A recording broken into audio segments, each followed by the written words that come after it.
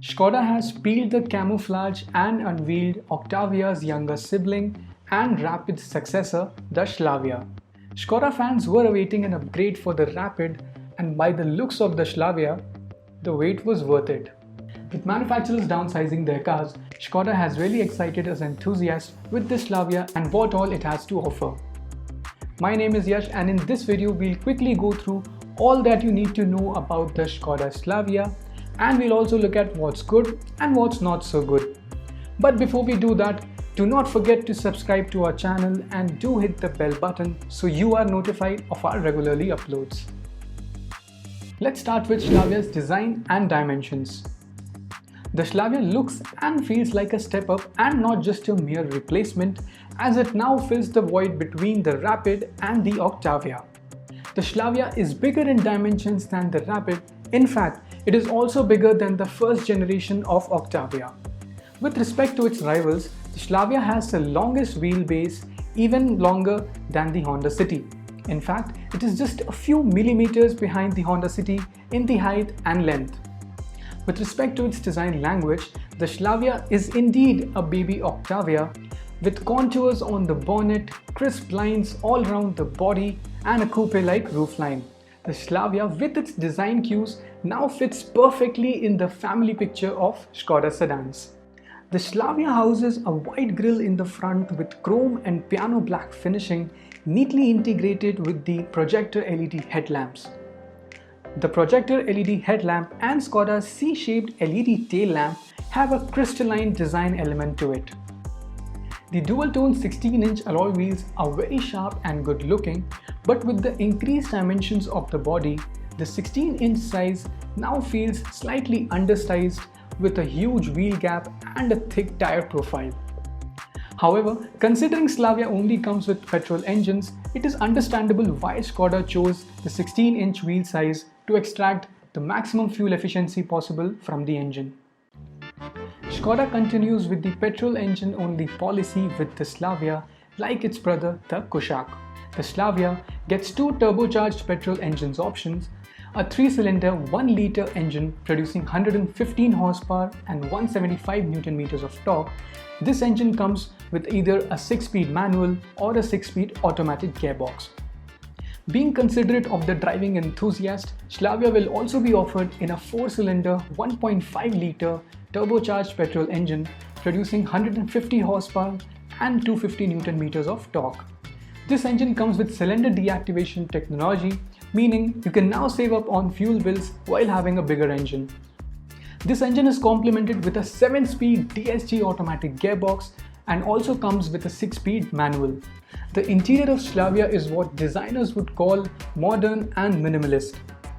The increase in dimensions has helped Slavia to offer a wider and more spacious cabin than before. The wide sunroof complements this spaciousness with bright interior space. The dashboard is neatly laid out, and what strikes the eye is the wooden-like element on the dash running edge to edge, beautifully integrated with these circular AC vents. The 2-spoke steering wheel looks quite premium for its segment, as you'd find such wheels on something like a Mercedes S-Class and not a Slavia. The steering wheel also comes with paddle shifters to remind its driver of the sporty credentials of the Slavia. The vitals of the car is displayed via a digital instrument cluster, which gets 3 different display modes.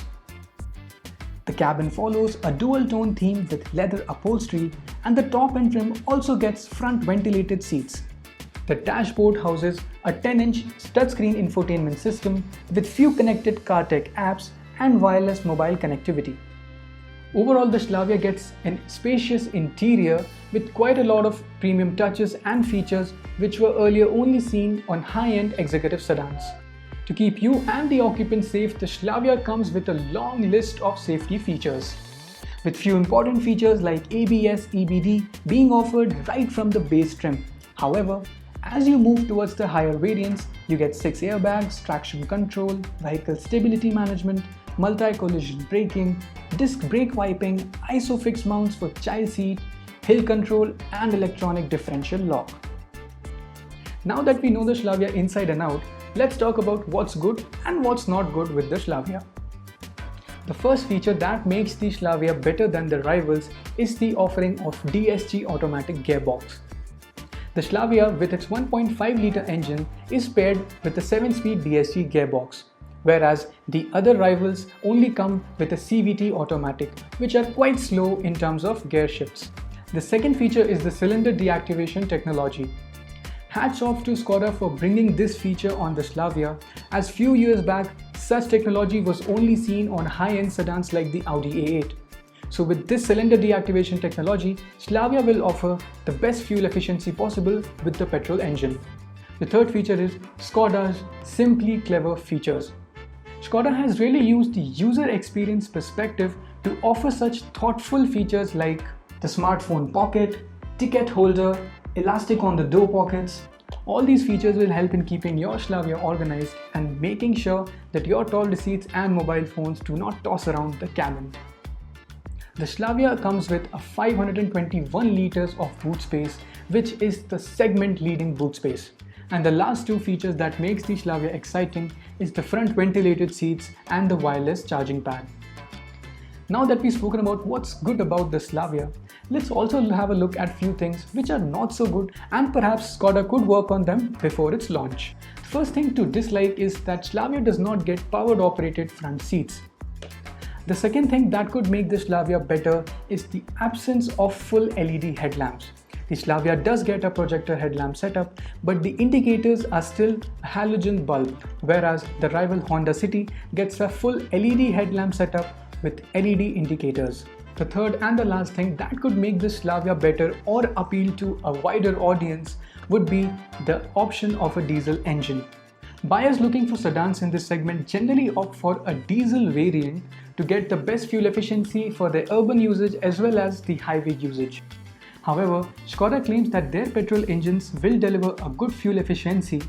So let's wait and watch till the launch of the Slavia whether the diesel buyers will like the Slavia or not. So evidently there's more to like about the Skoda Slavia than to dislike, and we really hope that Skoda will address these concerns in the future before its launch. So that's all you need to know about the Skoda Slavia. If you found this video interesting or helpful, please like this video and do subscribe if you haven't already.